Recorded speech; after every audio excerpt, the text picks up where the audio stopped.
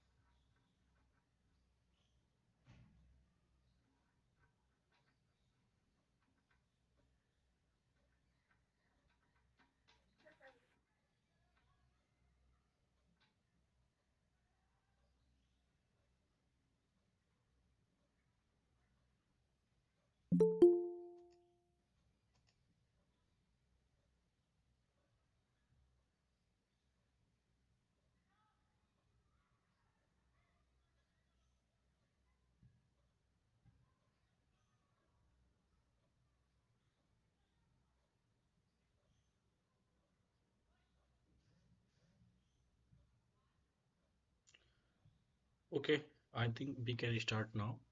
So, hi everyone, welcome to week 5 tutorial session.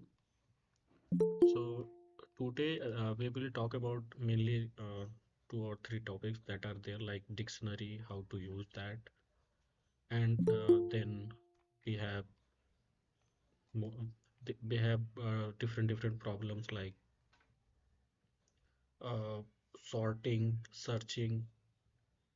So, we will see each of these problems and we'll know how to solve them. So first I will start with data structures in Python. So I want to remind you, like I have told you about the primitive data types in Python that are there, which include string, integer, boolean, float, or none type. And then there comes like list, tuple, sets, and dictionary. So all these data structures, they store some value. Now our today's goal is to understand dictionary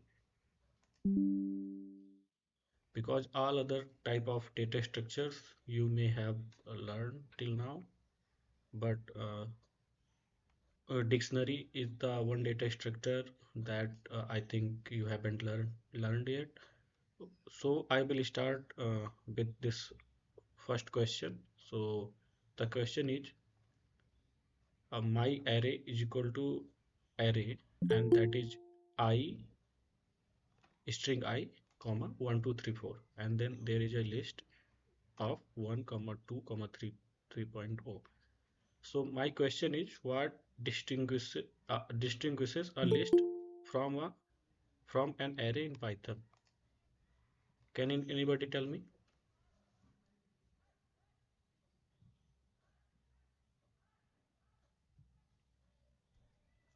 So based on these options, which option is correct?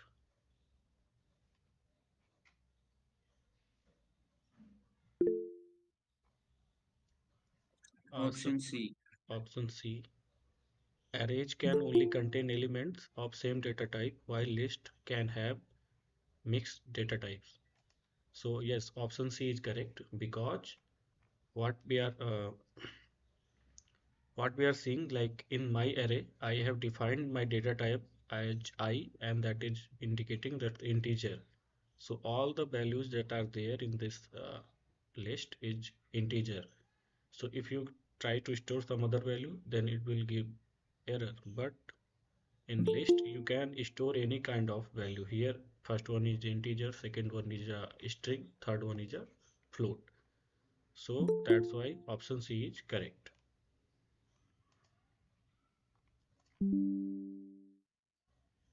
And now let's learn about dictionary. So dictionary in Python is a collection of key value pairs where each key must be unique. So let's say in today's time we go to some website and it asks, it like requires some password. Like once you are a fresh, you are going to going on some website. So once you try to log in, it asks for a ID and a password, right? Or a username or a pass and a password. So let's say in this way, like if I somebody in the backend of that website must be searching for, oh, this is the username, so this should be the password. And if this username specifically searches for specifically enters this password, then only give him the access to that website. So in this similar way, like you have this username and the password. So username is the key and the password is a value. So similar way in dictionary, there is also the same thing, like you should have a key and also a value. And we can define the dictionary using curly brackets. Inside a curly bracket, you can enter the key value pair separated by a comma, or you can use a dict construct. So these two are there. There are also different ways to create dictionary, and then you can update the element using different keys like update, or you can access the elements using get. So there are different methods. I will explain these later on. Okay, so here is how we can create a dictionary in Python. So if I am creating a dictionary like my dictionary equal to, and then I have put a curly bracket, and then you see I have written key one, then colon,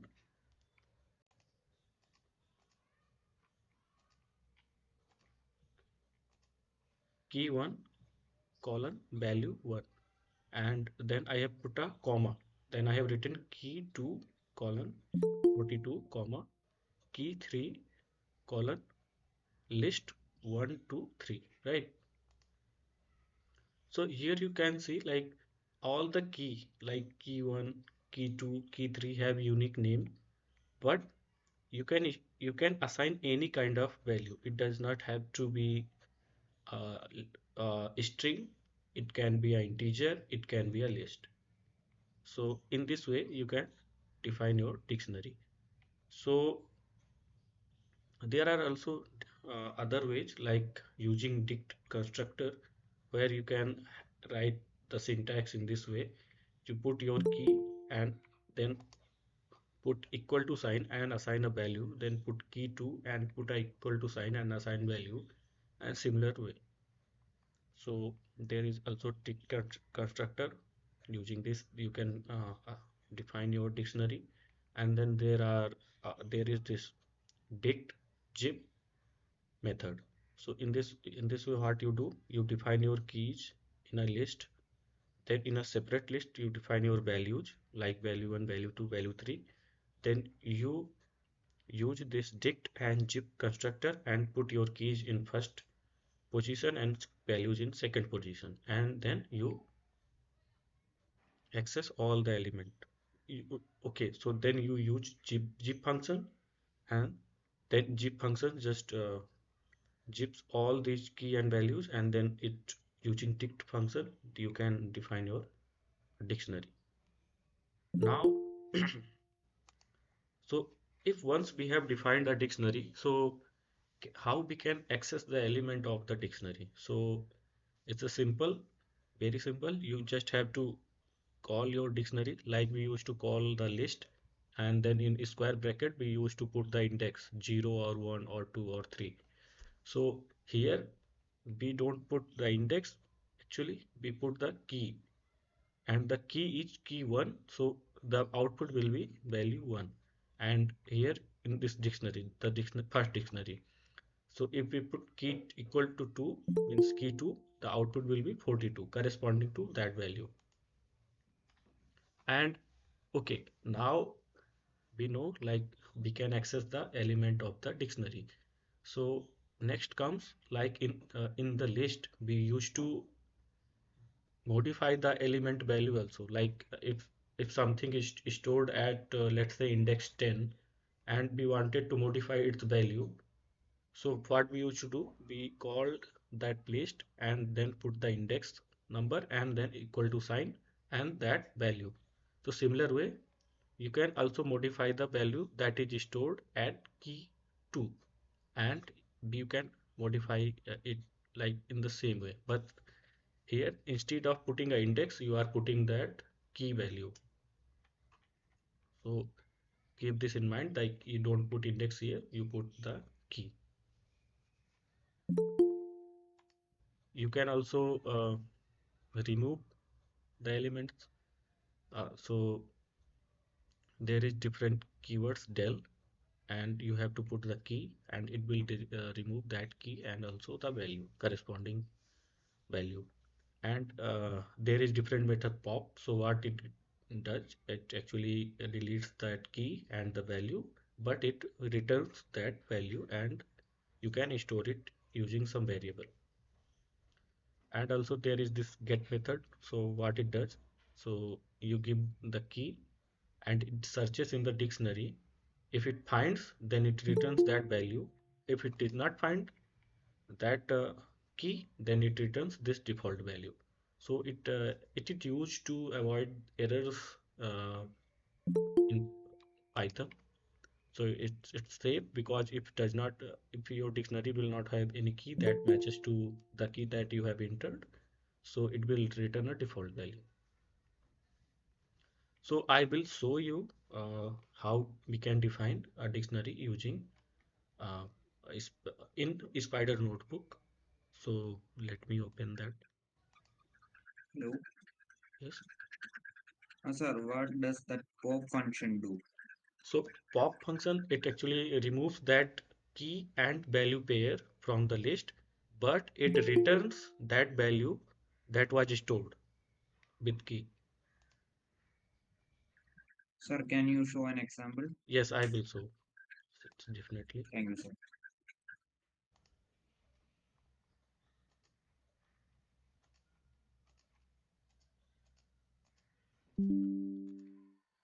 Okay, so let's say I have a dictionary, my dictionary.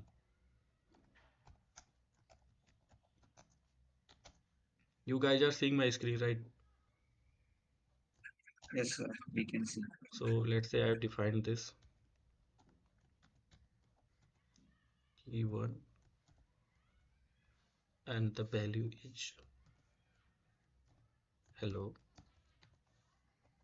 Then I define a key key two and the value is some integer value. Let's say 50. Then I define a third key three, and the stored value is what? So, stored value is, or let's say some list one, two, three. Uh, that will be enough. So let's first print our dictionary. So let's say if we print, then what will happen? My dictionary. Let's run this. So here you see you get key 1 hello, key 2 50, key 3 1 2 3. That the same thing that you have put in the dictionary. I also want to show this, like if you ever get confused what kind of data type you are dealing with, just put type and put a bracket and whatever the variable you have and print it.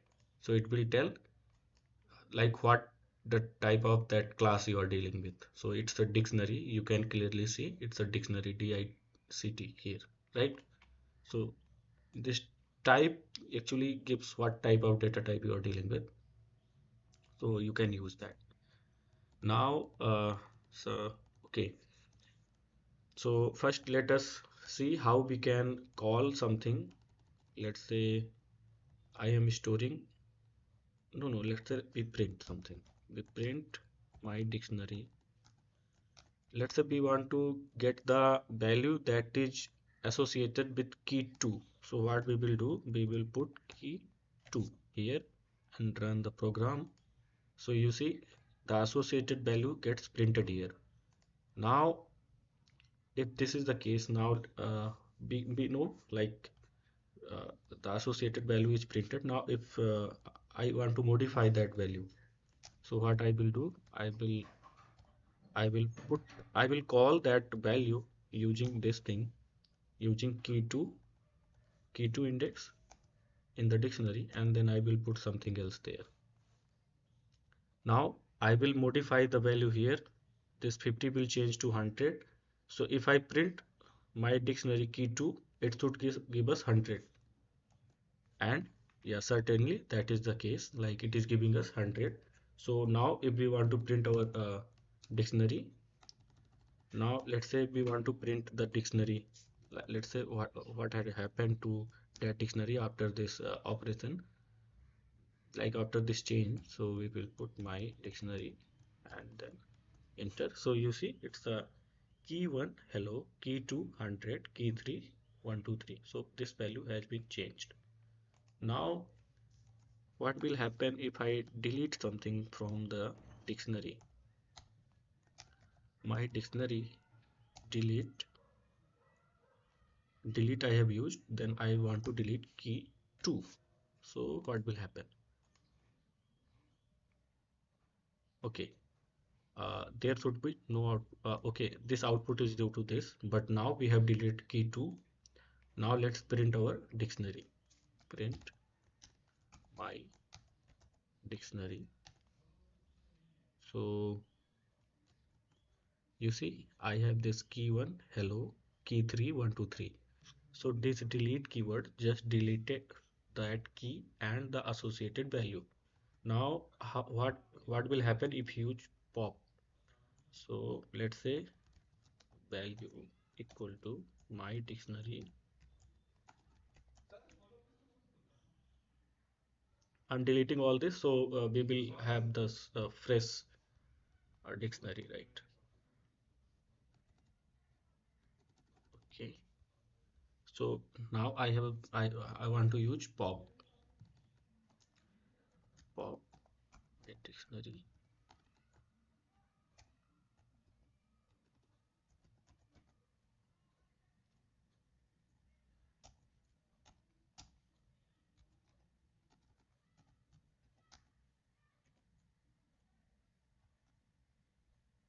Okay, one second. Let me check the syntax. So it's a my dictionary.pop. It's a other way around.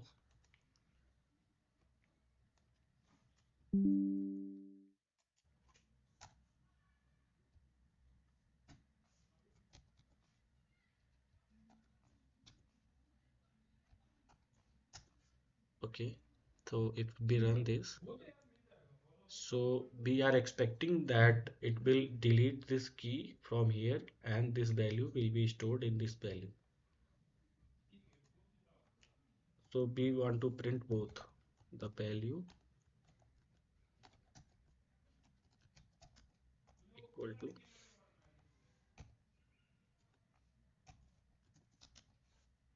and we also want to print uh, my dictionary to see what are the changes that has happened. So once we run this, so value is equal to 50 and the new modified list, modified dictionary is key 1, hello, key 3, 1, 2, 3. So you can see like that pop actually deletes that key from the dictionary but returns the value that is associated with the key. So key 2 has a value 50. So the key 2 has been deleted from that dictionary and its associated value has been returned and stored in the variable called value. So we can print that value using this print function and we can print the new dictionary uh, that has absent of this key 2 is this key 1 hello key 3 1 2 3. So I hope I have made myself clear here. Sir, I have one doubt. Yes, So can we select from the list in key 3? can we select? From the list in key 3. uh, For example, I want to select 2 from key 3. you want to change this key to key 3, right? That's it. And I want to select the number 2 from key 3. You want to select number. The number 2 from key 3. uh, oh, you want to select number 2 from key 3. Yes, sir. Okay, so you know how to get okay, first let me access that. So let's say I have a variable list. So what you want to do, you want to do something like this. You have this dictionary and then I will create a variable called list, and then I know that I can access the value that is associated with key 3 using key 3. Okay, so let's print what is stored in list. Uh, Obviously, it is 1 2 3, and because it should be there because the key 3 has a value 1 2 3 associated with it, right? Now, what we can do, we can next thing we can do is we want to access element 2 from this list. So this element is X and this list. So the 2 is coming at index 1. So let's print X. So you see the output is 2. So it's not something like so by this way using key in this way in square bracket you can get the associated value. Now it it is up to you how you want to deal with that value. If it is a list, you can treat it. If it is a list, you can do all the application that all the no, like all the calculation that you can do on a regular list. So it has no difference with that list that you have used earlier and this one that I have defined here. It's just a variable like a list, a integer, a string. So you can these variables, these data types earlier and how we can manipulate them or we can use them and how we can access the element. You know it all of it. So it's the same. Like I have called the value that has associated with this key 3 and stored in a list. Now what I have done, I know that in a list my this value 2 appears at index position 1. So I have called index position 1 and stored that value in X and I printed it. Okay, so you understood? Yes, sir. Okay, so I think you have understood this these things now. Okay, so let's go on to next slide. So there are also different various methods that are there uh, in this dictionary. So each function is there and values, items. So all these functions are there, and you can use them in the following way. Like you can get the all the keys, all the values, all the items using mydictionary.keys, mydictionary.values, mydictionary.items. Okay, so if I want to show you this, if I want to get all the values that are there, so I will do something like my dictionary dot values, and then Screen is not visible. oh sorry, I forgot to say.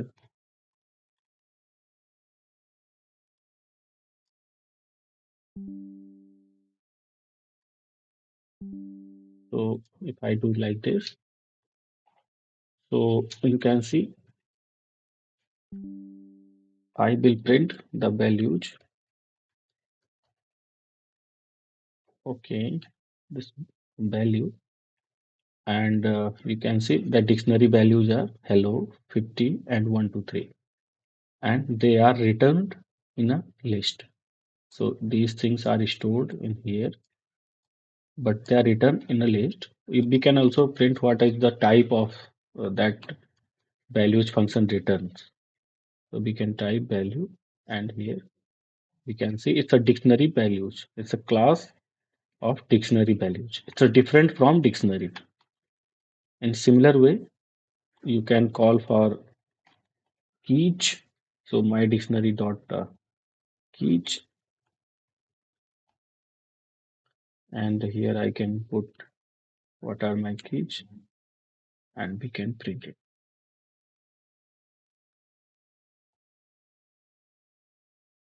So if I run this, so you see it's class type of keys, and also let's print it.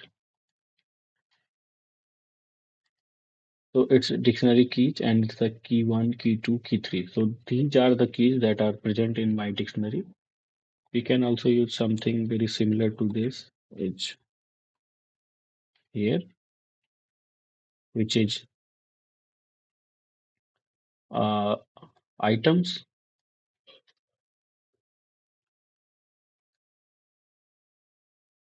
So let me modify this to variable item.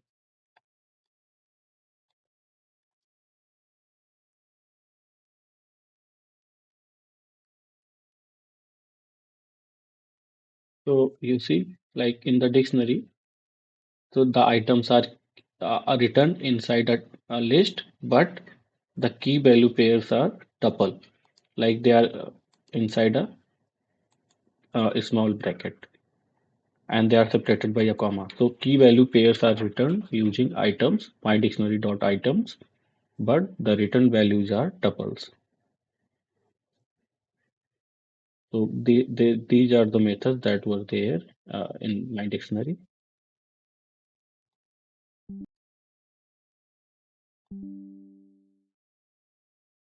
And also use you can also use if function to check whether some key exists in the dictionary or not.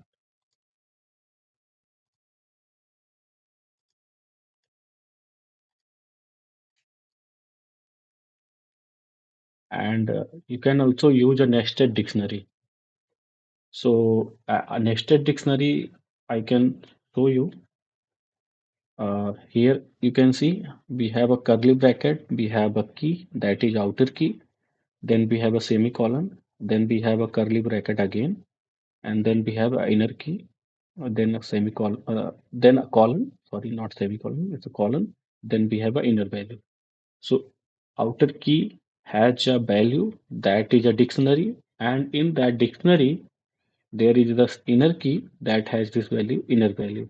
So you can nest any, like many times. So there is no limit how many times you can list how many times you can nest dictionary inside a dictionary. It's the same way like you used to use for loop inside a for loop, and then and so on. So I can show you how you can do nesting in the dictionary.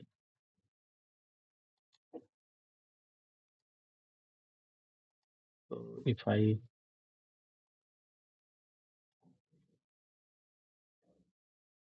stop share, stop,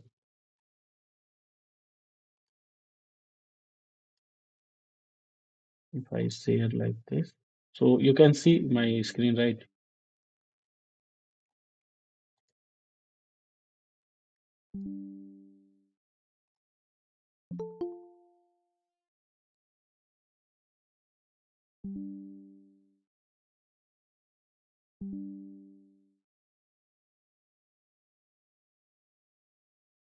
Hello, you can see my screen. Yes, sir. Yes, sir. Okay. So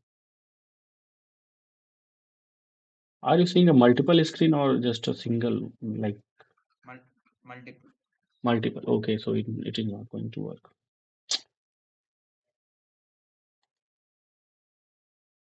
Now you can't see my screen. Okay, so sorry, I thought it might work, but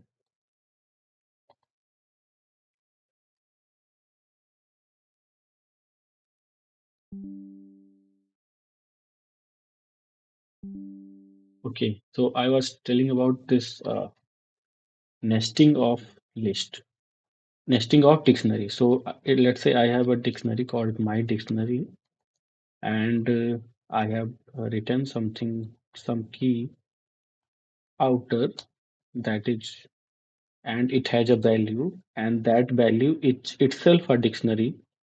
So that will be key inner, and this inner key has itself a value, and let's say it's a 2.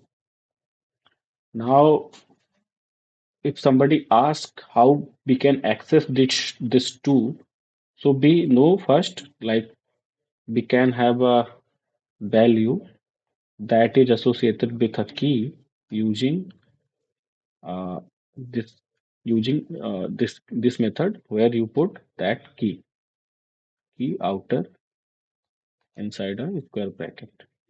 Now, if I print value, so what it will give us? It will give us this list, this dictionary again. Now, what we can do? We know that it is a dictionary, so it should follow all the rules and regulations that are valid for a dictionary. So we can have a val 2, and now this time dictionary, my dictionary is not it changed means this val 2 is in this dictionary, right, in this val. So val, I will put val, and then I know that the key for accessing this 2 value is key inner. So I will put key in inner inside a square bracket, not the curly brackets. So you can put a square bracket here and here. Now what will happen is this, you can print the value 2. So once you run this, so you see it's giving us the output 2. And here I can also print the value. Now you can see how we can get the element that is stored inside a list, inside a dictionary that is stored inside a different dictionary. You can also, I think, use this way also, like used to do here. Now if I print L, what will happen? It's true. So like this code will give you this dictionary, and in that dictionary, if you pass that key again, whatever the dictionary is written, if you put this square bracket and that key, so it should return this value. So it's you can do it like this also.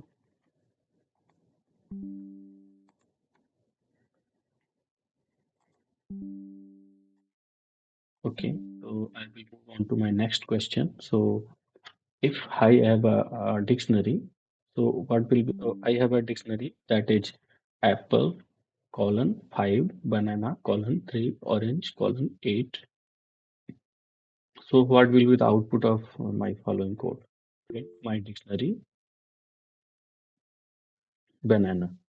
So what do you guys think? Option B. Yes. So option B is correct. It will be option B because we know that if we pass a key that is here inside this list, so the associated value will be given back. Okay, now moving on to question number 3.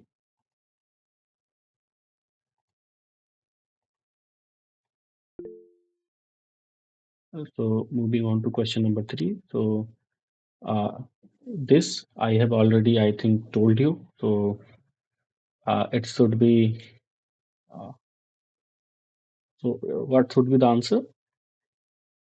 Yeah, D. Yes, so D is the correct answer. That will be there.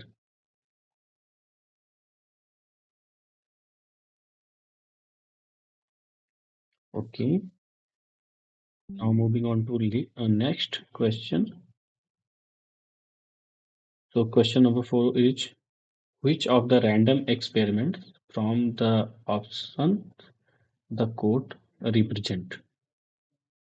I am importing a module random, then I am putting a while loop with 1 inside in a bracket. That means it is going to run till something happens inside this loop that causes it to break. Otherwise, it will run indefinitely. And inside that loop, I have a variable r, and I want I'm storing a value, a random value that is between 1 to 6, and I'm saying if I divide, I do a modulo division and compare that remainder. If it is equal to 0, print rolling and then break. This break will ensure that you will break out this while loop, and if and else if it is not if this r is not divided by 2, it will print rolling. Okay, Option D. so options are rolling a dice infinite times, rolling a dice till an odd number is encountered, rolling a dice till an even number is encountered. So I think it is very clear, like if I divide some value uh, and that division is modulo division and I'm comparing it remainder, that remainder is equal to 0. If it is the case, then that value should be I must be checking for it like it's a even number or odd number. So with this, I know that I'm checking for a even number, and when even number is there, so it will print rolling, and then it will break out with this loop. So option D is correct.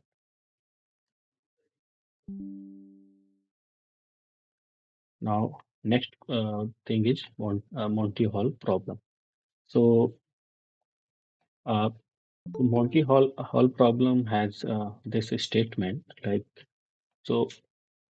Imagine you go somewhere and there is a problem like you have to exit through three doors, and behind two doors there is danger, but the third one is the is the door where you can go go back to your home. Now I know all the things beforehand because let's say I have made that door. So if I want to say like pick one of the doors from these three doors. So what will be the probability of picking one of the doors? Sir, explain once more, sir. Okay, Venkata. So I want you to be the volunteer here, and let's say I'm you are inside a closed room, and there is three doors, and two of the door behind two of those doors there is danger, means some dangerous thing is there.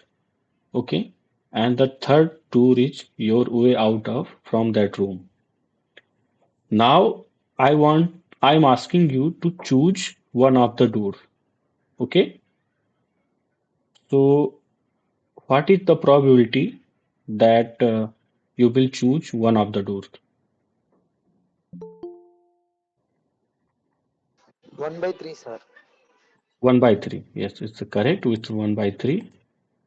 Okay, so now what I'm asking again, I know beforehand, let's say you have chosen a door. Now, what I'm saying with probability 1/3, right? Now, what I'm saying, I know because I have made two tours, so I know which door is the way out and which are the dangerous doors, right? And I open, you have chosen one door, you know, some door you have chosen. Let's say any door. Now I open one of the doors which does not contain the way out. So would you still go with your choice or you want to switch your choice with this information? Venkata, what you will do? Sir, I don't understand, sir. Explain more. And Uh, I understand up to 1/3 probability is to choose the door only, okay. sir. So let's say what I'm saying like you all the doors are closed. You have chosen one door and Now I know like you have chosen one door, so all the doors are closed. I know that which doors contains danger, so I open one of them. That is not the way out. So there is one door open now. There are two doors remains closed. So I am asking what you will do. Will you switch your decision, like you will switch your choice to other door, or you will keep it at it? I will switch It's And why is that? because there is more probability to get prize. Okay, so let's understand this. So you have three doors, and all the doors have equal probability of opening one by three, one by three, one by three. Now I have opened one door, and that is not the way out. So there are two doors remaining, and they are closed. So you still have selected that door with 1 by 3 probability. Now one door is opened. This is the new information that you are getting. And I'm asking, will you switch your decision to other door or not? So you are saying you will switch and you are giving the answer because it has more probability than the first choice. And it is because for the first time when you were choosing, all the doors were closed. So all the three doors have equal probability. Now one door has been closed. So that probability has been it's still that probability distribution is the same, but with this information, I have opened this door and it is with this information, you know, like there are two doors, and now selecting between these two doors, the probability will be 2 by 3. So the probability has been in this probability of choosing the right door has been increased from 1 by 3 to 2 by 3. So you should switch. And this is the Monty Hall problem. Okay. So I have made some cartoon to show you like here in this I have made three doors and all the doors being chosen has equal probability and it's 1 by 3, 1 by 3, 1 by 3. But now I have opened one door and the previous probability that you have chosen, let's say this one, sorry, uh, this one is 1 by 3. But I know, so now what I do, I open this door. So it's not the price. Okay, now I have opened this door. The two doors are still closed. So if I ask now, will you switch your decision? So you will be switching your decision from the two-third probability with two-third probability because you have seen like this one uh, does not contain the gift, but these two contains the gift. But now you can choose with two-third probability, so you should switch. Otherwise, if you stick with your decision, the probability will be 1 by 3. Okay, did you understood?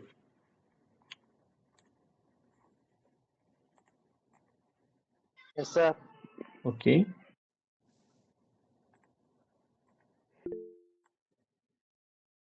and somebody has raised hand. Badrinath, what do you have any doubt?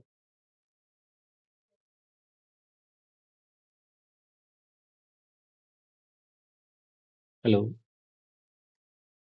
Okay, now let's go to our next question. That is question number 5. Now I am saying like consider the Monty Hall problem with 5 doors, and behind one door is a car, and behind other 4 doors are goats. The contest Now you are the contestant and select one of the door, and I am the host. So I know which, like I know behind what is behind each door, and opens the three doors to reveal the goat. So I'm asking what is the probability that the car is initially behind the selected door? The first question. 1/5, sir. Yeah, because there are five doors, so it will be 1/5. Now I have opened the three doors to reveal the code. So what is the probability that the car is behind the initially selected door?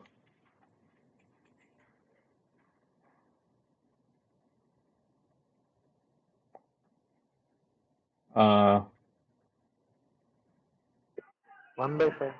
yeah, it's still 1/5 because I have just shown you the information. So initially you have selected there were five doors. I have shown, okay, you selected this, let's say this one, and I know all these three does not have the price. So I show you all these things. But the selection probability is still after showing all these doors, the selection probability for this door is still 1/5, right? I I haven't asked you to make a choice. I just showed all these three doors are does not have anything.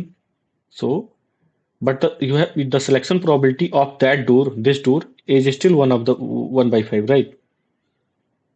So in this way, Hello, the yes. sir. Can you explain once more, sir? That second part. Okay. So what? Let's say you have a five door. You select one of the door initially. Let's say this one. So your selection probability is 1/5, right? Now I know which door contains the prize and which door does not. So I open this one, and this one, and these three does not contain the prize. You have still two doors left. But what I'm the asking the what the question I'm asking after the host opens the three doors to reveal the goat, what is the probability that the car is behind the initially selected door? So with this information, your probability does not change. The car being behind this door is still one by the probability of this car behind being behind this door is 1/5. Is still 1/5. Okay, sir. Yeah. So I haven't asked you to make a choice. That choice you have made initially, and that was with 1/5 probability, and that probability will be there, right? It is not changing with this information yet. Once you make the choice between these two, then that probability will change. So this is there. So the answers will be 1/5 and 1/5. Now the next question related to the same question. After the host opens the three doors to reveal the goat, what is the probability that the car is behind one of the 4/5, sir. other 4/5. open door? 4/5. 4/5. Yes, it's correct. Sir, can you explain this? Okay, so after the host opens three doors to reveal the goat. Okay, Sir, answer is 1/2 actually. one second. I think so.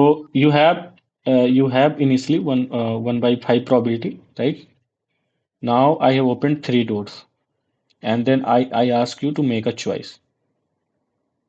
So that means you are making a choice with two doors, and that are among the five. So it should be 2/5.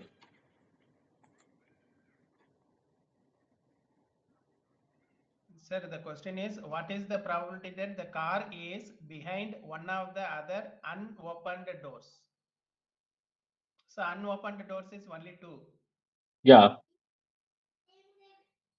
So there is a but possibility 1/2. okay, unopened doors. Yes, yes. Then the possibility will be 1/2. Sorry, it's a mistake here. Because now you have the information that three are open, three doors are open, and so two doors are remaining. And now I'm asking between these two.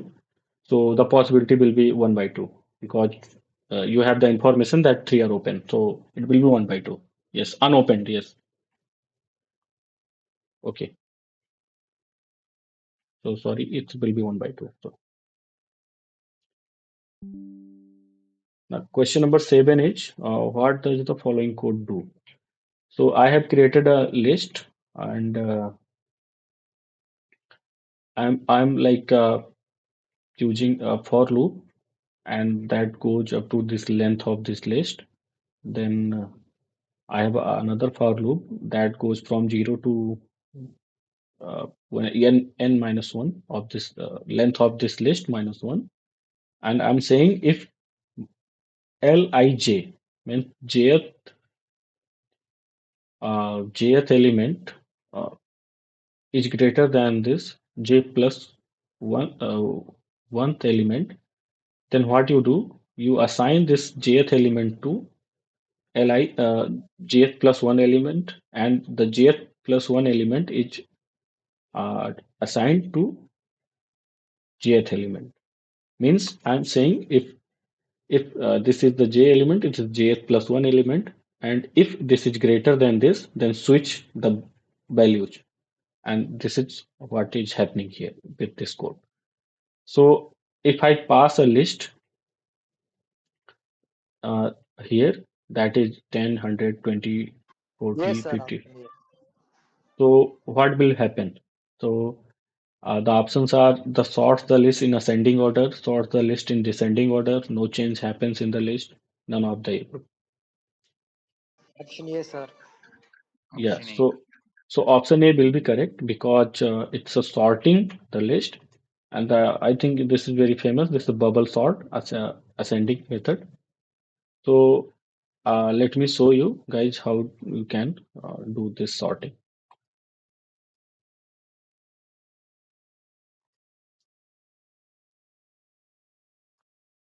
Okay, let's say I have a list of values that is from 1 to 10 to 15, and then I have 3, 5, 9, 10, oh, sorry, 14, 50, 40, 24, etc. Not what I'm saying. I'm saying like go for loop range and then length function, then list. So it will go up to n from 0 to n minus 1. The I will take value from 0 to n minus 1. That this you know for j in range 0 to length of that list minus 1. So it will be what? And I'm saying if a list value that is at jth position is greater than list value that is at jth plus 1 position, then what you do? You switch you switch it like this. Okay, there I have used a simultaneous assignment, but you can use a temp value. Temp value can store a value of list this list j means a temporary value, and you can then assign to list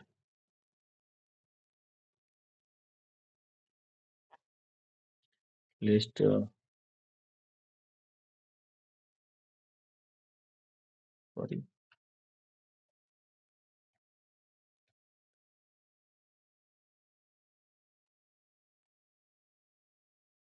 whatever the value is at j plus 1 position.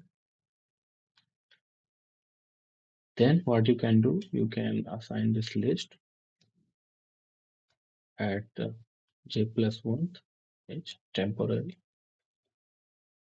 So now print the list. If I run this, so my list was 10, 1, 10. Let's compare both. It's what 1, 10, 15, 3, 5, 9, 14, 50, 24. And here what I'm getting, it's 1, 3, 5, 9, 10, 14, 15, 24, 50. So this list has been sorted in ascending order. And so have you guys understood this logic?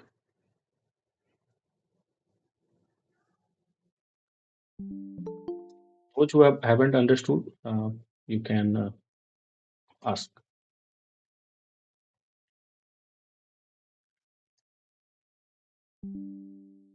So did you guys understood this logic, what I'm doing here?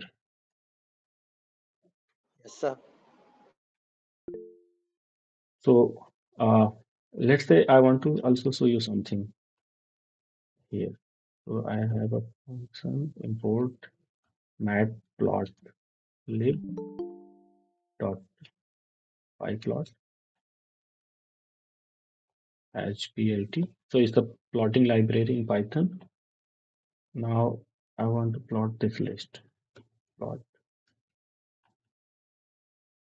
plt dot plot this list. So it will okay.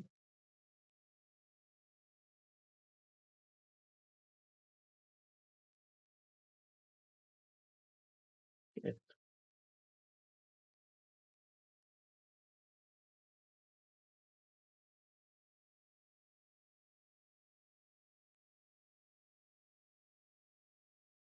I have plotted this list.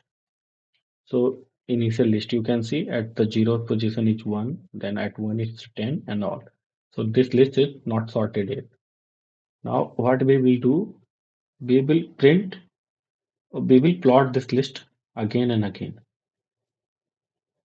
And let's see how it goes. Because we are modifying the list values each time. So let's see what happens. Okay, we have to show it also. So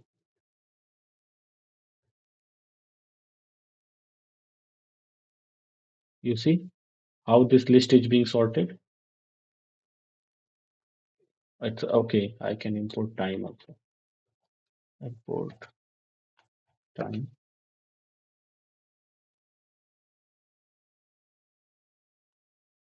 Second time.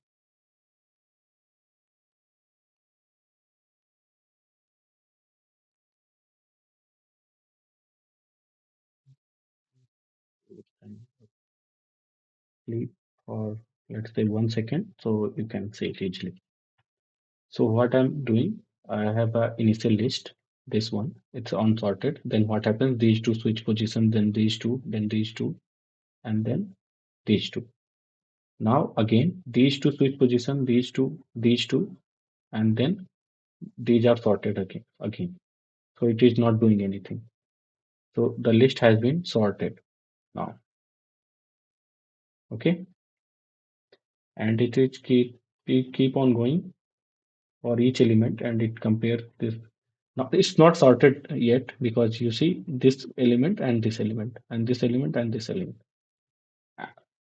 and this these two will be switched and these two will be switched. A program is still running. You see.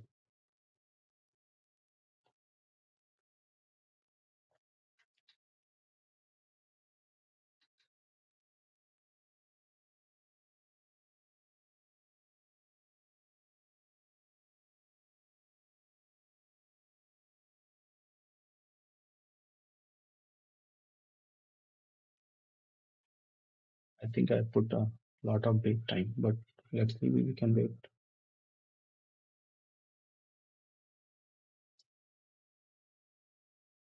Where is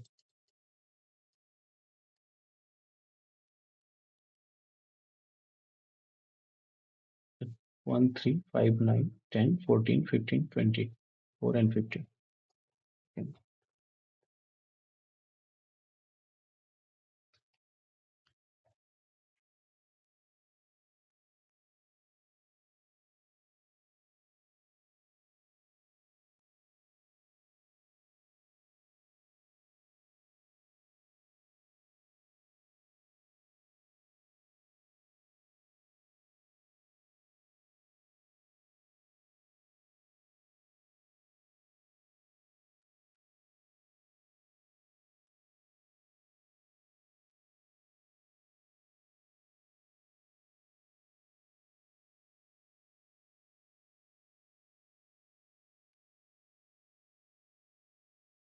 Okay, now we can run.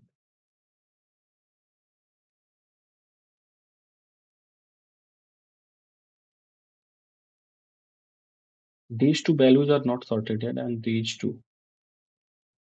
Check. We can.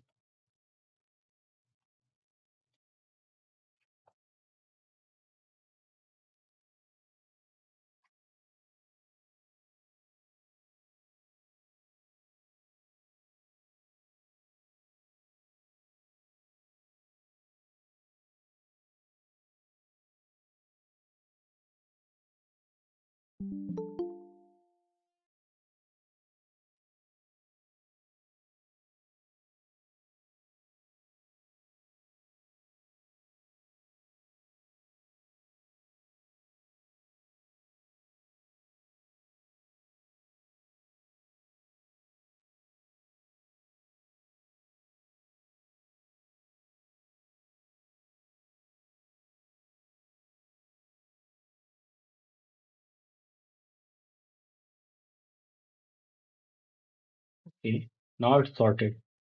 So it's 9, and this is 10, and this is 14, and this is very close. That is 15, and then it's 24, and this 50. What the plot was not showing, I think, but now it is showing the correct thing. So what I'm doing, I am I am plotting each time these values are being swapped, and then I'm plotting it for the final time. I can change these values so you can have like a, a more clear picture. Like when put the save and then see. Now it's very apparent, right? Okay.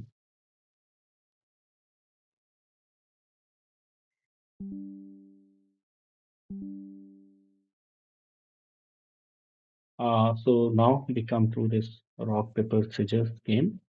So we know the basic rule, like if rock crushes scissors, so rock beams against the scissor by smashing them, and if uh, if scissors cut paper, scissor beams against the paper by cutting through it, and paper covers rock means paper beams against rock by wrapping around it. So these are the basic rules of rock paper scissors game. Now I have this question, like which of the experiments from the options does the code represent? So let's say I'm importing a random library and I have two lists, rock, paper, scissors, and list two also rock, paper, scissors. I have created two variables, c1.c2, and I have used random.choice module of this random module. Now I'm storing these two choices in C1 and C2, and I'm comparing both choices. And if they are equal, then we are printing success, and else if they are not equal, then we are printing fail. So A options are prints a success when uh, Yes, sir. both people select the same object, print success when both people select rock, print success when both people select different objects, none of the above. So I think it's very apparent, like if random dot choice selects, let's say, rock from P1, list P1, and random dot choice P2 selects the choice rock from P2, then C1 will be equal to C2 and it will print success. Otherwise, it will print fail. Sir, whether option B is correct? Option B is correct, but like if it is you are asking in the general sense, so option A will be more correct, right? Because the choices are random, so it is not like initially you are assigning some choice. So it's random choice. So when both will be collecting the same choices like rock, rock, or paper, paper, or scissor, scissor. So it will be correct. Option B is, you can say, uh, partially correct, right? So can we select that both options A and B? Both option you can. Now, just you can say, because it's a conditional. Like if C1 equal to C2, it will print success. Okay, sir. But here I put option A, but yes, option B is also correct. Now, next question is, which of the experiments from the option does the code represent? So, what I'm doing here, I'm creating a dictionary using for loop, and I'm storing the value of each key to 0 initially. Then what I'm doing, I'm taking I into range 1 to 100, and then what I'm doing, I'm taking random values between 1 to 10 and assigning those values to uh, that are with this key between 1 to 10, because here you see all the keys have that are the I first in first for loop I is between 1 to 11, and then and I have assigned each key value, like bins I means a key value of I is equal to 0. Now what I'm doing, I'm changing this key value here, bins R or bins R plus 1. Okay, then I'm printing bin. So what I'm saying,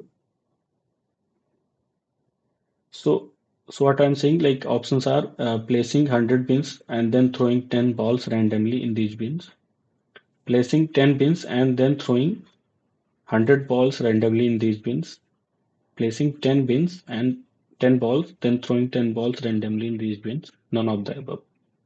Option B, sir. So yes, option B, it will be correct because I've just explained how it is working. So let us see in it in Spider.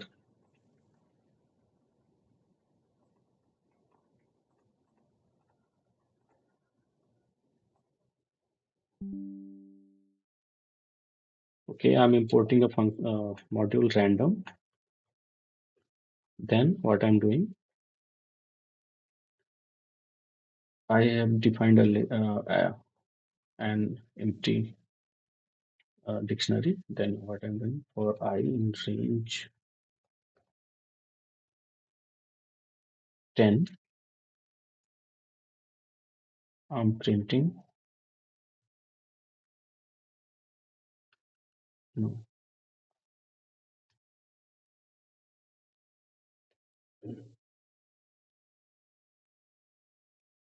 I'm assigning this value to 0.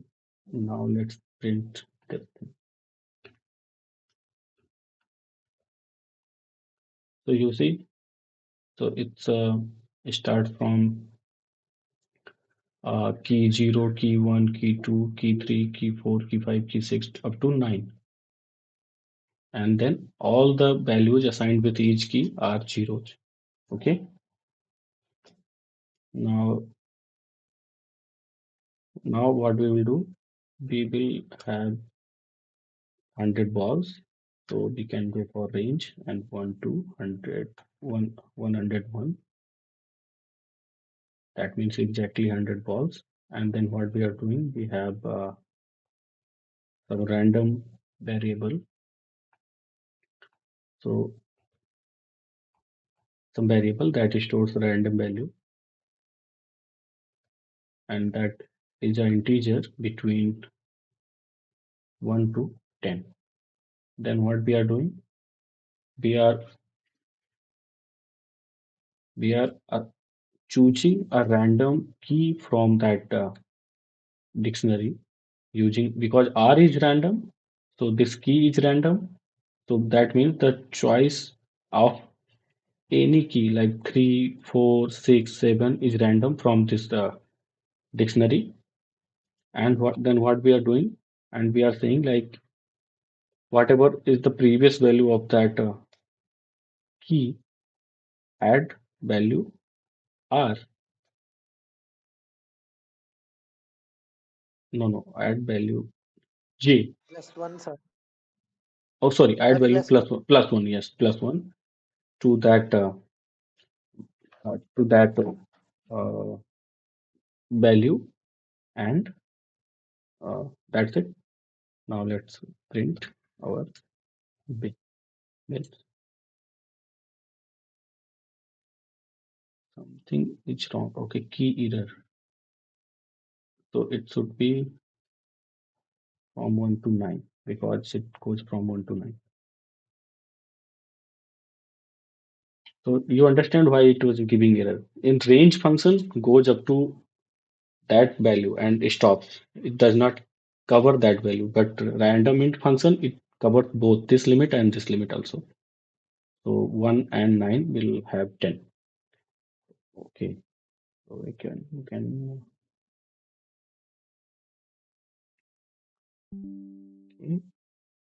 1 to 10, 1 to 11. You can do it both like the same as in previous code. So you can go for 11 and 1 to 10. The same thing. Now you see what is happening here. We have this initial list, initial dictionary. So all the values you see are 0, but after running this loop, the bins values are now randomly changed. So 0 values is still 0, uh, but 1 has changed to 8. Two key value, the value associated with this key 2 has been changed to 7, then 8, and then 6, and then also on. Now once you run this again, so you see all this value has been changed again because they are selected randomly. Now what we will do, we will plot.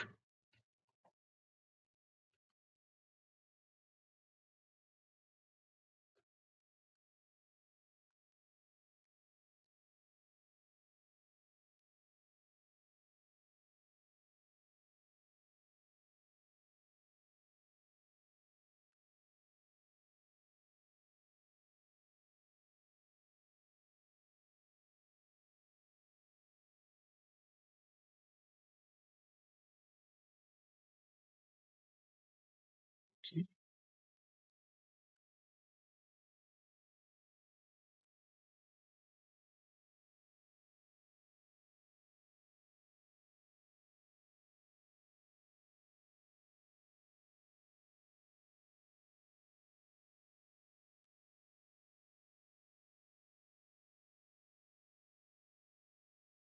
No. We can plot actually list. Sir, could you please explain what that PLD dot shows? Okay, I will explain it. If I have this, that means I can get the values. And yes, you have this plot. I can make a scatter plot. So this is how we can make a scatter plot. So every time I run this, so all this distribution will change because it's very random. So you see it's changing, and the sum should be 100.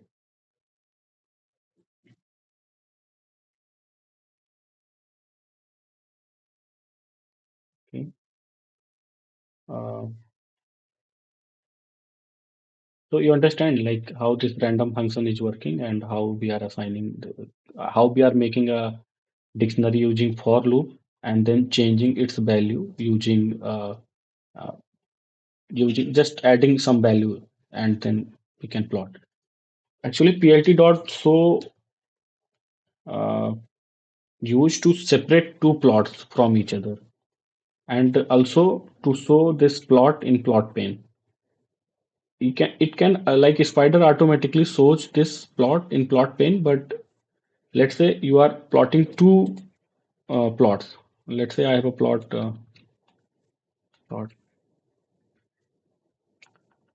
plt dot plot. I have something, let's say 1, 2, 3, 4, a list to plot. So you see, okay, I can, no, it should be from 1 to 10, 4, 5, 6, 7, 8, 9, 10. So equal uh, axis and also G.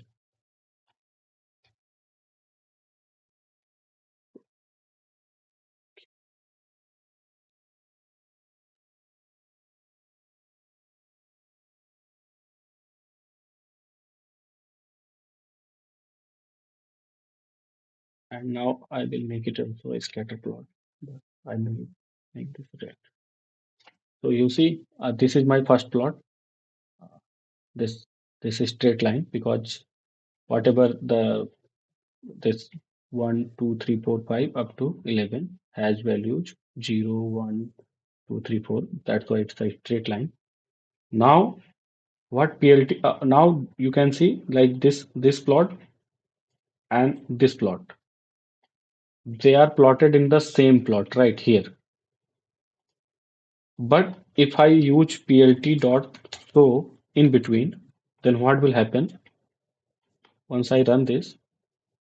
So one plot is here, the separate plot, and then the next plot is being shown. So PLT dot show actually separate out both plot. So did you understand? It forces this Python to show the plot and then the next plot, this next plot is plotted after that. Sir, could you please explain why you use the R dot and B dot? What? Oh, R dot and B dot. So it's a R for red and dot is used for dotted plot. If I remove this dot from here, so it will show a continuous line for red one. So you see a continuous line. So it's interpolated, but I wanted so to show the values.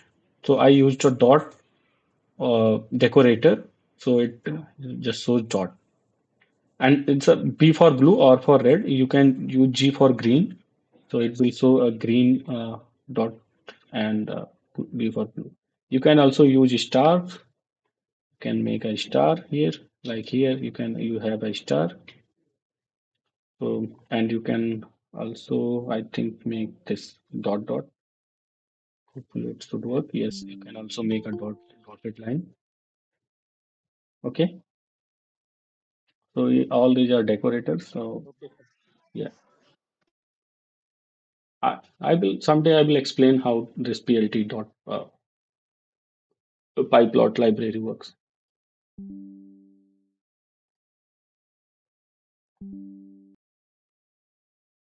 So does anybody have any question? Sir, I have a doubt regarding the map function, Which function? map function, and Map? how can we, yes, regarding dictionaries, I don't have doubts, sir. Regarding map function, and have a doubt regarding that for loop using while taking input, how can we take select a number of inputs from the user only? Uh, I actually, can you type your question? I have a problem understanding it. Like you are having a problem understanding map or math. Map, sir, map. Taking multiple inputs. Map. MAP. Map O- function, sir. Okay, map. Yes, sir. Have I told about map function yet? No, sir. In assignments, I have that doubt, sir. In, Okay. during solving assignments, uh, in key, they provide map function. They use map function and for loop while taking the input, but I can't understand how the code, how it works. Map function. Oh, yes, sir. So, I have little knowledge about it only. okay. So I can tell you about this in detail in next class, next tutorial. Or if you have a doubt, I will upload this video. I can reply you on there on YouTube. Like because I have to also look for map function. What the exact thing you are asking for? Okay. Okay. And you are also having a second doubt, right? This one was the only doubt you have. Yes, sir. They use for loop while taking inputs, sir. For loop. Oh, yeah, you can use for loop. So what's the problem? They use while taking along with. So, for example, if we want to take an input from the user, we can Yes. simply write n equal to input. Huh? That is, That's it. Yeah, they you can also what you can do, you can put a for loop, and inside that for loop you can assign you can create a variable n, and you can put n equal to input, and that's it. sir, So they are it not used inside, sir. They use beside of input. Beside of input, they use the for loop. Beside of the input, sir. N equal to input and space parenthesis close for I in range. okay. So you are asking something like I think let me guess. Hopefully you are And saying map function is also used, sir, in that one. okay. Sorry. Okay. Now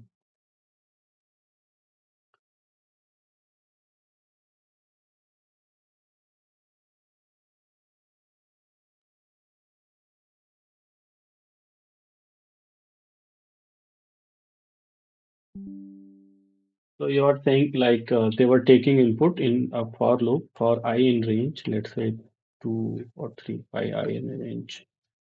I create an empty list first, so I can store something. List is empty here. Now by I in range length of what 10.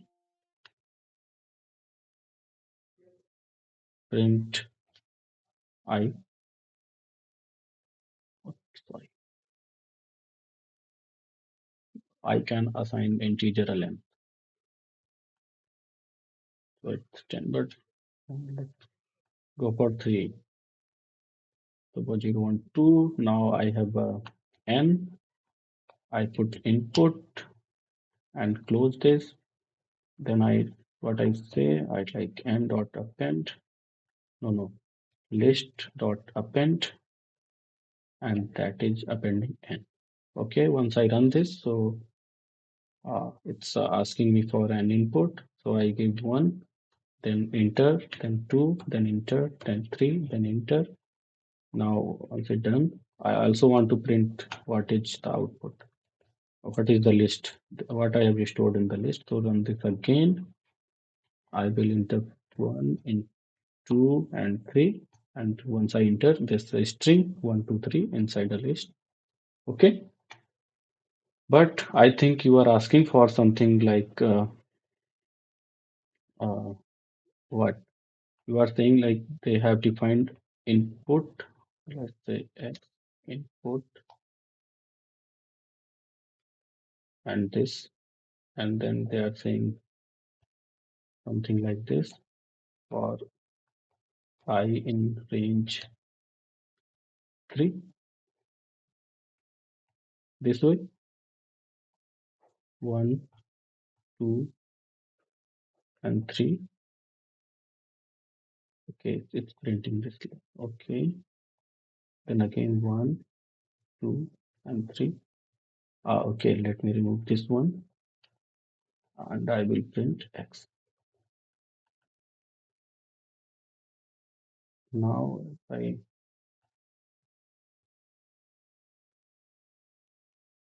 if I run this, I have to enter 1, 2, and 3. So I can do this also. So this is what you are asking. Yes, sir. What? Sir, along with they use map function, sir. Map function. Map to, like this you understood this thing? No, sir. No. So what it is saying? It's using a for loop in a range like for loop with range 3. So means that for loop will run 3 times, and then what it will do?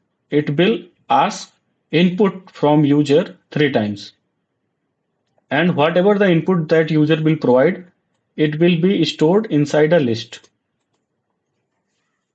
This is what it is doing. Okay, sir. Understand. Understood. Thank you, sir. Okay. And okay. So I will explain map function. I still didn't get your question actually. I have to look that assignment. Which problem is that?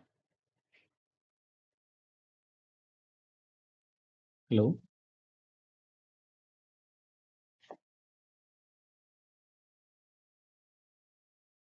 Who was asking the question? Me, sir. Venkat Shiva. Yeah, Venkata. So which problem was that? Which problem? Which quiz? Week 3 assignment, sir. Week 3 assignment. Week 3 Java. assignment? Which programming assignment? Python programming, sir. Java. Wait, sir. Uh, I will check once.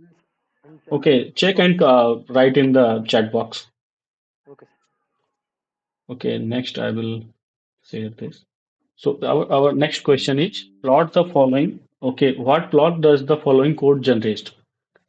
So what I'm doing, I have a bin that I have showed you guys to create a bin. Then what I'm saying it's a uh, bins dot values means it will take out all the values that are stored in the bin, and then what it will do, it will this set function is used. So the working of set function, it makes whatever there is inside inside this argument, it makes a set. Like it does not have a repetitive element. That's what a set is. Now you are creating a two empty list, and then you are saying x dot append each, and each in this set val means that nothing will be repeated here. So whatever the x is coming, and then y dot append val dot count each. It means it is counting whatever the values are repeated, and uh, then it is storing here in x and y, and then it's plotting. So first, as it is the part of the code that I have shown here. So I will write this again. Then I will ask this same question because then I will be able to make you understand what I'm asking. Okay.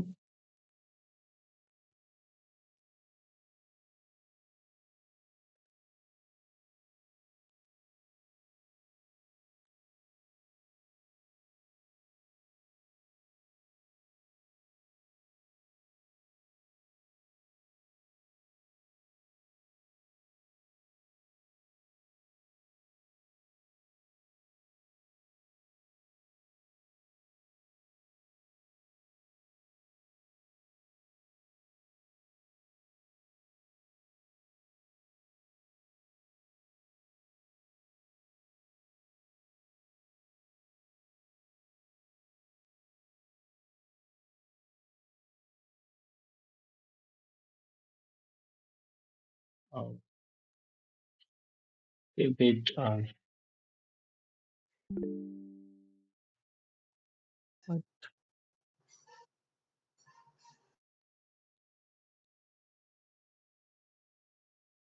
Okay, I will tell you this.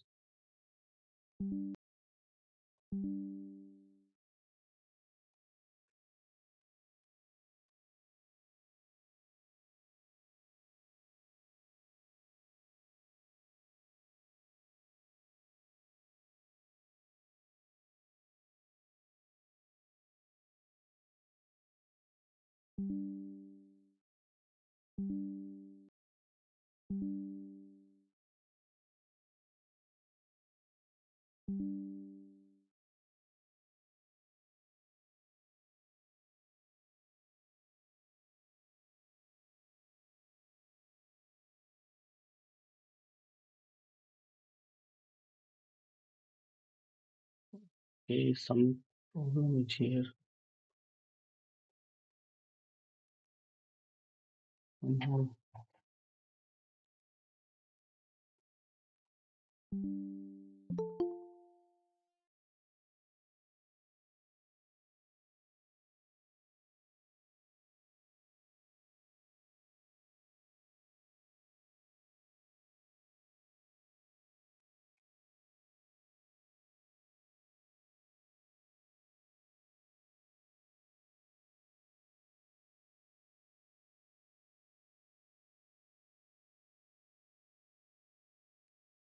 Okay, sorry guys, something is not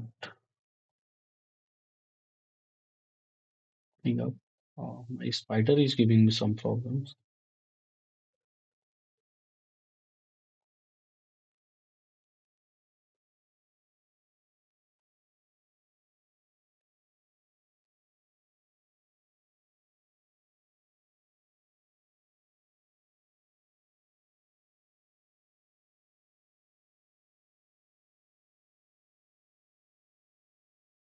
Okay, I think now I can say. Sorry.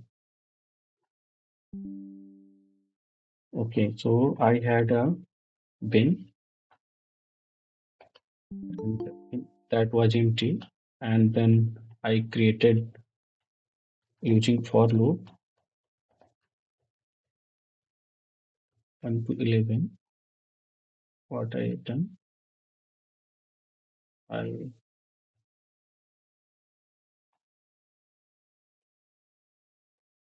used for loop. I did I and I find all the values to 0. Then I used another for loop for j in range 1 to 101, exactly 100 values. For then I used variable r to store random integer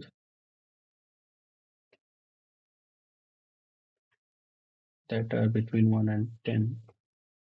Then I was using bin a random bin r to store increase its value by 1 each time. So I will print what is inside this bin. Okay, I have to import random.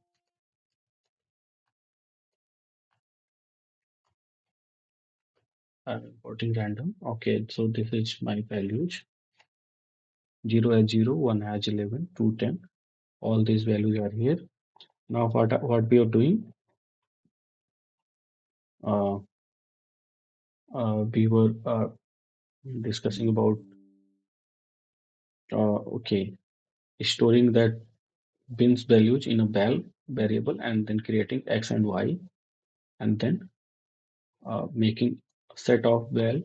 So first I will create a value, and that is nothing but uh, bin dot values.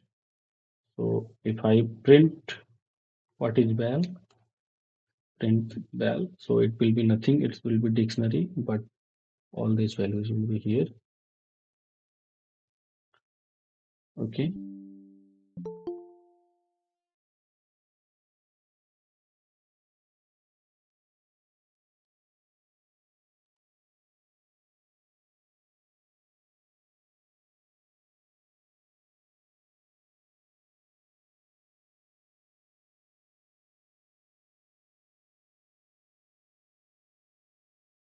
let's start our dictionary from one. So I have started from one, and then I am adding a value 1 to 10 randomly in that key value of any one of them. And then what I'm doing, I have added this, and then I'm taking out the values, and these are dictionary values here. Now you see this is how it is printing. Now once I do this, uh, now I have used something called set. So how this set works actually? Let's print set and val. So you will see you will have something this one. This one is the output. So what it is doing, it is arranging everything in increasing order. But let's say here it is 992 times. So 992 times has been reduced to one times only. So it means in set you have unique element, and that is what you have this set you have must have read in your high school. Uh, okay, so it is the same set because in set there will be all the element are unique and they are not repeated. So that's why uh, here nothing is repeated.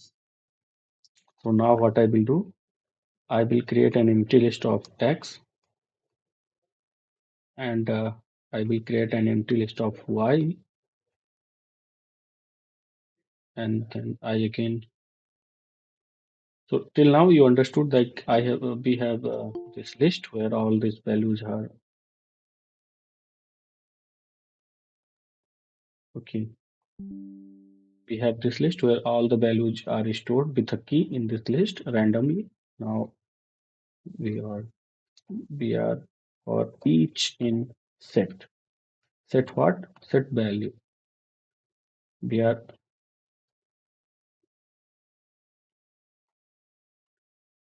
we are taking each values that are here, and now we will check how many times these values has occurred in this dictionary values. So x will be the repetition. X is the x. We will append this each value in this set, and then we will count how many times this each value has occurred. Means what I mean is this one. So first we will append this each value,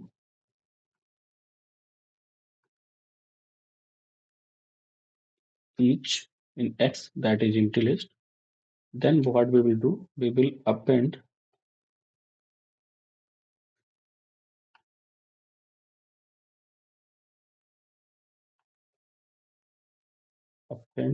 each.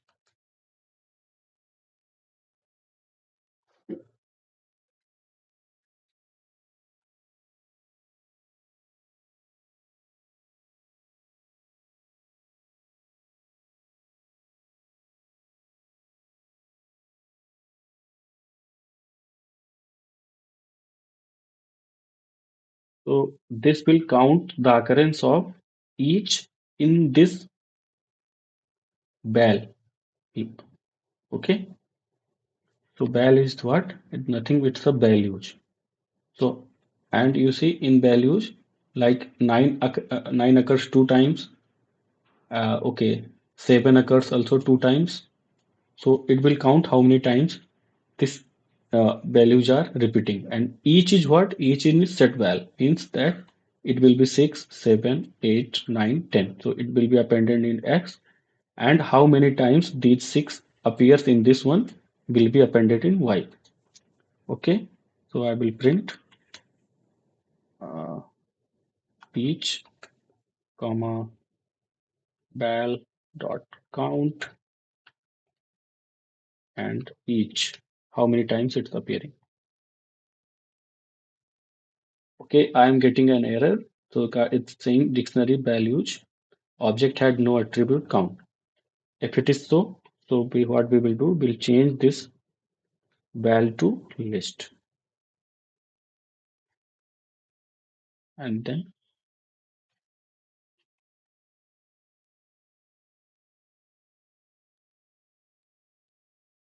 Okay, maybe we can also change it to here,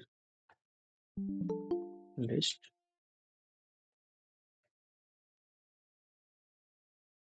and then we can do. So yes, now this the dictionary values that were earlier here, this one has been now changed to list, and list you can use this count. So we are using count, and we can also make this count. Okay, so it will count like 7 is occurring 3 times here in this list, and 9 is occurring 1 time, 10 is occurring 1 times, 11 is occurring 1 times, 12 is occurring 3 times, 13 is occurring 1 time. Now we will plot this. So next we are doing what? We are plotting the XY and we are showing it. So just we will plot X comma Y comma B, and then we will just show it.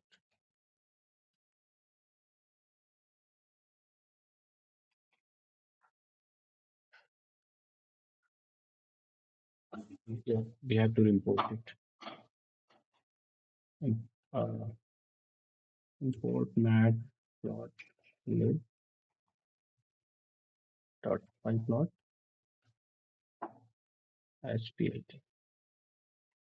So once we have done all this, we can see our plot. So it is saying like 10 is occurring 4 times and it's random. So we can again change whatever. 9 is occurring 3 times, 10 is occurring 3 times, 11 is occurring 2 times, 13 is occurring 1 times, 8 is occurring 1 time. Okay, so this is what was the question. So let me share this question with you. Now you understood, like we have a bin with some key and some value. Now what we want to do, we want to extract all the values and store it. We want to extract all the values and then we want to check like how many values are repeated how many times. So in this way, if like 9 was repeated 3 times, 10 was also repeated 3 times. So we checked how many times a value is repeated. So on x-axis, I was plotting x means the number of the value. And then on y-axis, I was plotting how many times that value has appeared in this list. So it is showing x-axis number of balls, y-axis number of bins having same number of balls as if specified by x-axis. Then it was saying second option is x-axis bin number, y-axis number of bins whose number is specified by x-axis. C is option is x-axis ball number, y-axis the bin number which contains the ball whose number is specified by the x-axis.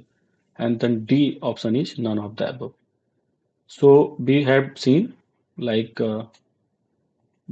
like on the x-axis the number was the number of balls and the y-axis was the number of repetition. So option A should be correct.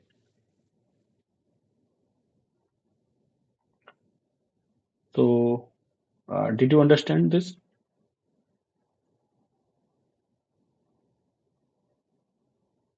Okay, so let's move on to next question. What is the output of the following code? So here what I'm doing, I'm defining a function which takes a list and a number, and then what it does, it so I take each element from list and compare it with the given number, and if the number is not equal to the present number in the list, so it will print that number. Otherwise, it will break. So I have an empty list here. Then what I'm doing, I'm appending I values up to uh, range 1000. And then I'm saying find this, I'm passing this list in the find function, and the number I want to search is 999. So I'm asking the above code generates numbers from options Option are B, sir. A from 0 to 99, option B B. 0 to 998, option C 0 to 1000, and option D is 1 to 998. So we know that range functions goes up to from 0 to 999, and I am passing the value 999 here. So it what will happen? A list will contain numbers from 0 to 999, but as soon as this will become true, so it won't print anything. So it will print only 0 to 998, right? I can show you also. So I have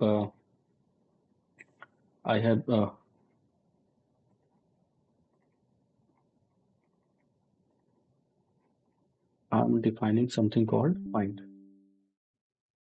I'm defining something called find,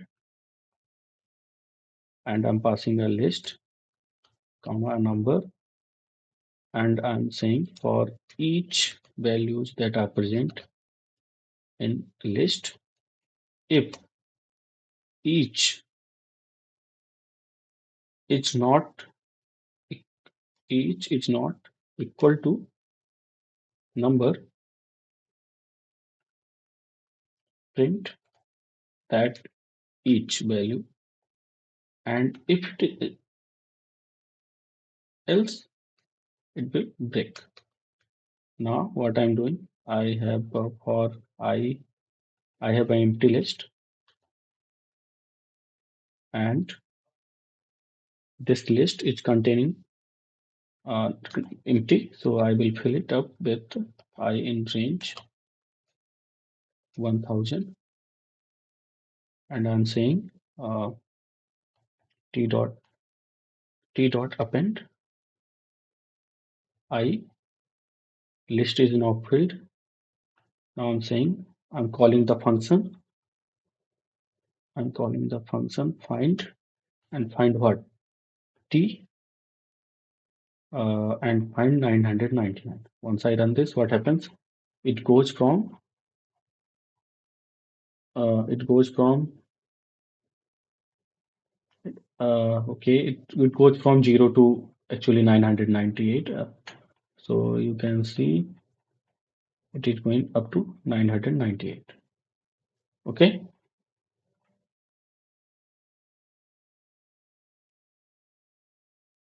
so I will stop chanting, and then I will. Okay, now there is this binary search. So in binary search, what happens? If we have let's say sorted list, so it's ascending in the it's sorted in ascending order, and so it's a minimum value, it's a maximum value. So we take the zero, means the zero index, as the minimum value, and length of that array or list -1, because in Python the index of this will be n-1 of this value. At the last one, the last value will be n-1. Now let's say I want to search some numbers that are there in the list. So what I do, initially I take this as my lowest and this as my highest. Then I take an average of that, simple arithmetic average. A plus B means highest plus lowest by 2, and we check whether this number this index. Now what we get is the index. Then we check at this index value what is the value present in the list, and if it is greater than, means if this value is greater than the value what we are searching, that means our high value should come to this value, and then again low value should be there, and because it is here, then again it will do the same thing. But if our value what we are searching Not visible, sir. is is between middle value and the highest value, then our lower limit should come to the middle value and the higher limit should not change. Then again it will do this. In this way, we converge to the desired number. So this is the syntax where I have defined a binary search which takes input of array and target means the number you are searching for, and it automatically defines initially the two index low and high, and that are 0 and n minus 1 means that starting of the list and the ending of the list. Okay. Now it is saying while low is not equal to or less than high. Man, the low value and the high value, obviously it should be satisfied. And once this breaks, this loop will close. But initially it will be satisfied. So it will take a mid value. That means it will take an average.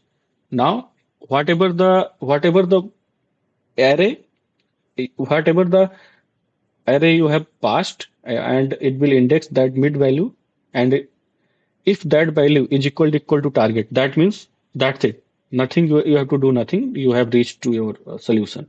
But if it is not, so first condition is array mid less than target. What it is saying that array value, whatever the mid value is less than the target value. That means the target value is somewhere here between high and this mid value. So our low index should change to the mid value, and the high will be same as before. Now because the value is here somewhere here. Now we run this again, and if the if what we find if the high value is somewhere here now. Okay, so in the second condition, else condition, that means high value should change by minus one. So it will do something like this, and it will compare all the elements, and then it will converge to the desired position using. So low value increases its value by one, and if it is less than the target, and else if the target is greater than the high uh, target is less than, that means a high value should change, so it will come from here, and this way this binary search works. Okay. Uh, do you have any doubt in this one, last one?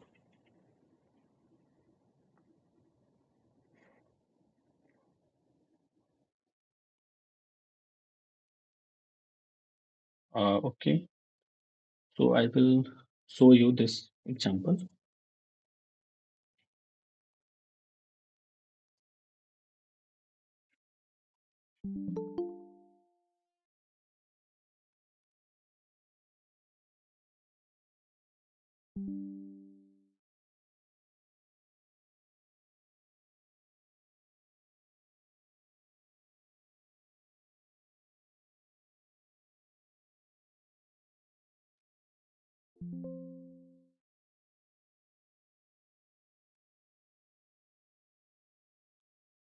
What I'm doing here, I have defined a binary search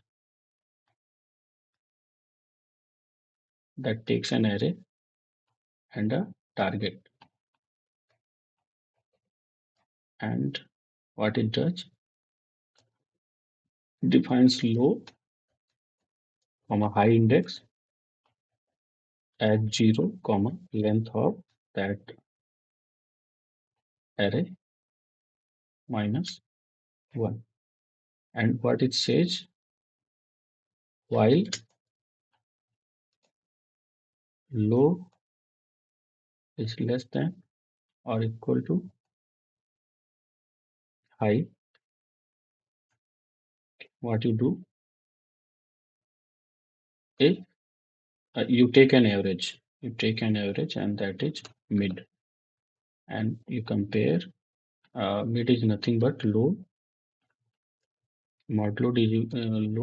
integer division, so low plus high integer division is with 2, and then you say mid if array mid it's less than target, that means this low value should increase, so it's indexed by 1. Otherwise,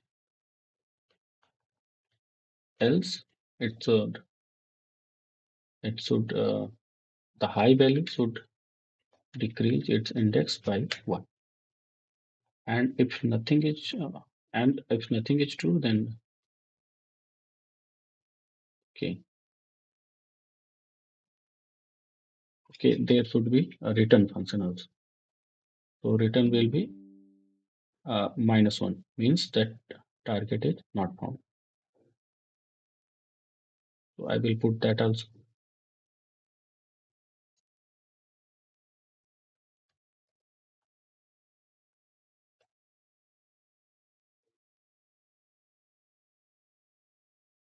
Okay, if I have done this, that means I should also break out.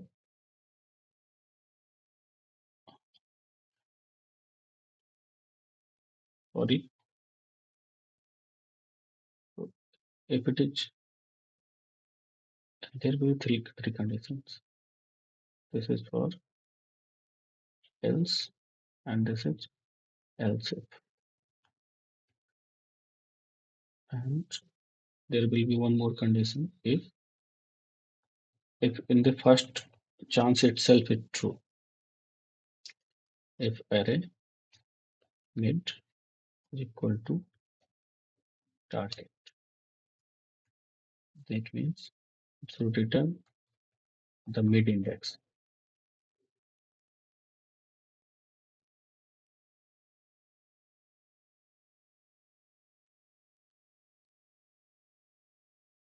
Now I will define a list, and that should be sorted, means 1, 2, 3, 4, 5, 9, 11, 14, 15. Now what I will do, I will have a target, let's say 5. So I will call binary, and it is returning some value. Let's say it's a index. So binary,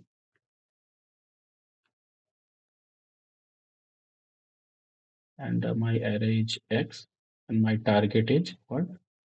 It's the 5. So I will print what is the index of that 5.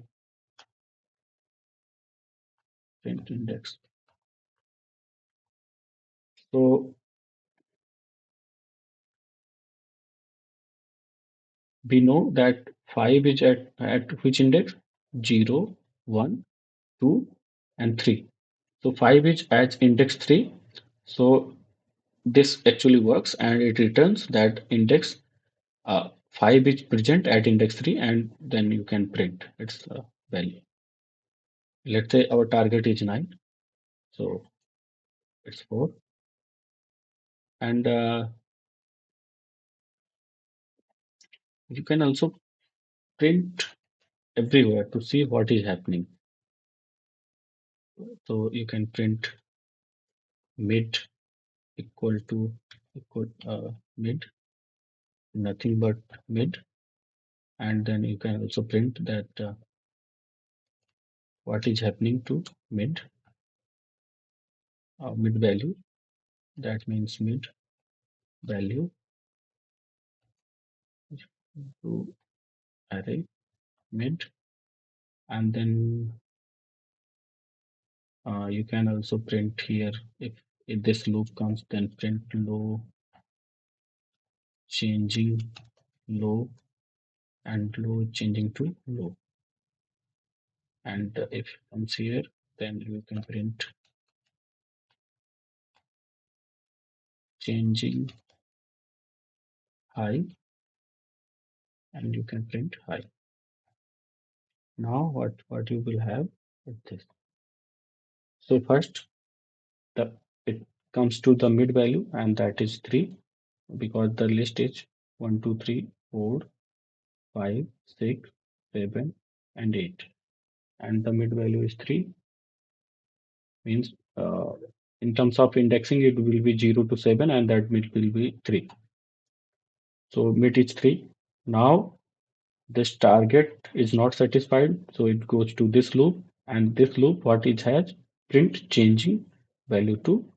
So mid value is less than the target value, right? Because it's 5 and our target is 9. So what has to happen? This uh, this value has to increase, and once this low value has increased, it goes to where? It goes to uh, from uh, from okay, 0 to uh,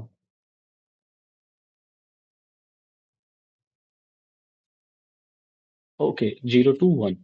Now then this mid value at 1, I can also print the low and high for the first time, so you can understand how it is happening.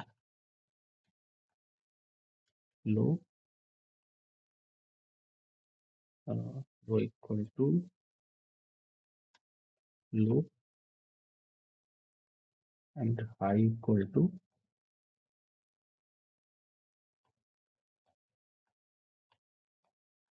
nothing but high. Right, now once I run this, so what will happen? So low is 0 and high is 7, mid is 3, integer division, and the mid value is 5. Now 5 is less than 9. That means if this mid value is less than the target, that means the low index should increase, and that increase to 1 from this 0. Now what is happening? Now this will go again and check whether this low index is less than high index. So obviously high index is 7, so it's less than that. Now what happens? Then it checks for this. Then this mid value is now modified, and this is modified how? 1 plus 7 is 8, and half of that is 2. Half of that is 4. So now it compares what is present at mid value. It's 9, and then the mid value is equal to the target value. So it returns the mid index, and that is what? That is 4. And then loop closes. And if we want to print it, let's say 14, target is 14, then how it is happening? So initially it's mid value 3, then mid value is 5, mid index is 3, mid value is 5. The low is changed, then new mid is this 4, and then mid value is 9, but then again it's less than the 12, so low value is again changed. Now it's 4, so mid value index is 9, so this low value will again changed, and it's 3, it's 5, and mid value is 11. Again it's low than the target, so it's again it will again change. Now it's 5. Now again this is low, less than the target, so it will again change, and in this way you can find the values. So it will go up to 6, and the mid value is 6. At 6 we have present 14, so this will return the index 6. Okay, so did you understand how it is working?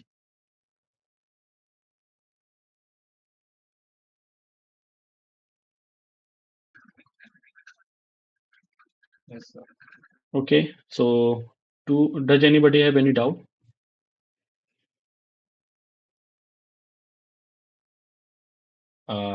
If not, then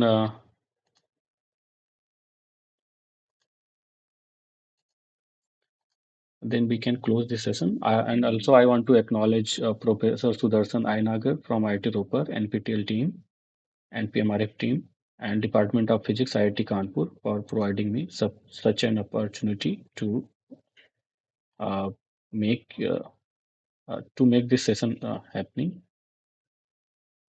Okay, does anybody have any doubt?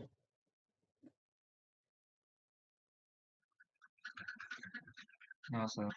Okay, if not, then we will stop here for today. We will meet next Saturday. Same time. Okay. Bye bye. Bye bye, Thank everyone. you, sir. Okay. Bye, Thanks. sir. Bye bye. Bye, sir. Okay, Venkat, I will explain that thing next time, right? So your thing was map. Yes, sir. I will explain it very clearly next time. Okay. So Sir, I will send it in chat box, sir. Once yeah, you. you can also, yeah, I have seen that. Okay. Okay, then next time. Till next time. Okay, bye. Bye. Okay, sir. Thank you, sir. Thank you.